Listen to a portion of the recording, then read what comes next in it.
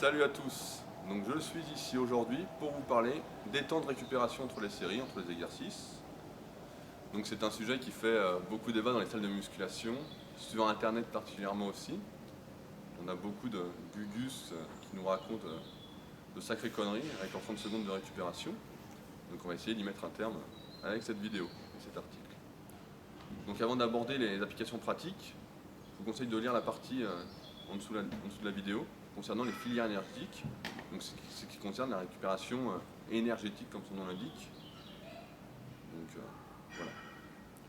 Donc avant d'aborder complètement la partie pratique, vous devez savoir, de retenir des filières énergétiques, il n'y a jamais une seule filière qui fonctionne uniquement. Elle fonctionne toujours en synergie, et en musculation, c'est pourquoi on ne parle jamais d'aérobie, on parle toujours d'anaérobie lactique, quand ça brûle, ou alactique, quand c'est des efforts de force, d'haltérophilie.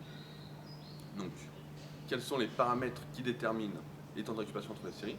Donc, tout d'abord, c'est la créatine phosphate. Pourquoi phosphate? Parce que la créatine phosphate, parce que c'est la forme sous laquelle on retrouve la créatine dans les muscles. Il faut savoir qu'il faut environ 8 minutes de récupération entre deux séries pour reconstituer ces stocks de créatine phosphate après un effort très intense. Heureusement pour nous, c'est rare qu'on la dégrade complètement. De plus, c'est pourquoi dans les programmes d'entraînement que j'ai mis sur le site, je vous ai mis une récup en relation avec votre niveau. Parce qu'il est évident qu'on force plus ou moins suivant son niveau et qu'on dégrade plus ou moins. Donc c'est le premier facteur à prendre en compte. Plus vous forcerez, plus vous dégraderez de créatine phosphate et plus il faudra de temps afin de refaire une série productive. Le deuxième paramètre, c'est le type d'exercice et la longueur des séries. Donc là encore, on entend beaucoup de conneries. À savoir que si on fait des séries longues pour compenser l'absence de charge, pour prendre un temps de récup court, moi je vous dirais que si vous faites une série longue et que ça brûle à fond, ça va être dur de pouvoir refaire une série rapidement.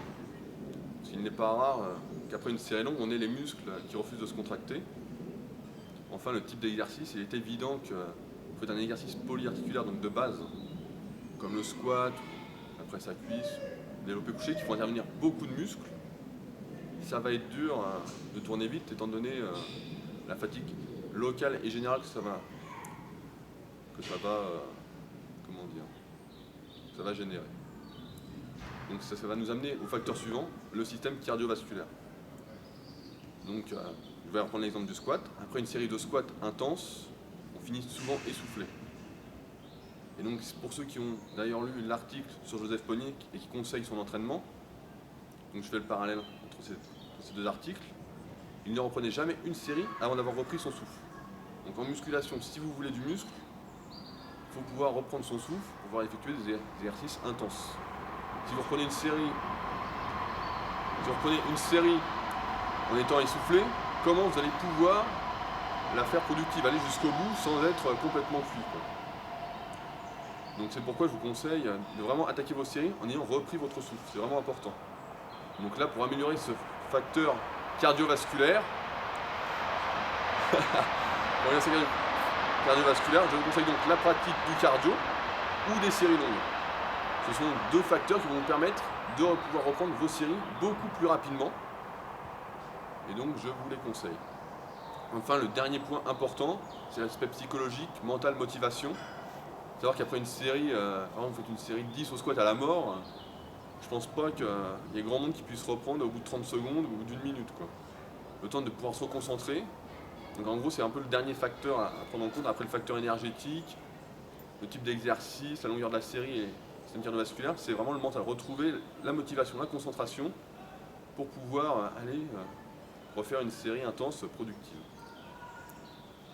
Donc je crois que j'en ai un peu fini en ayant fait le tour de cet article. Je ne vous ai volontairement pas donné de chiffres vu que le temps de récupération est déterminé un peu par votre niveau suivant comment vous forcez.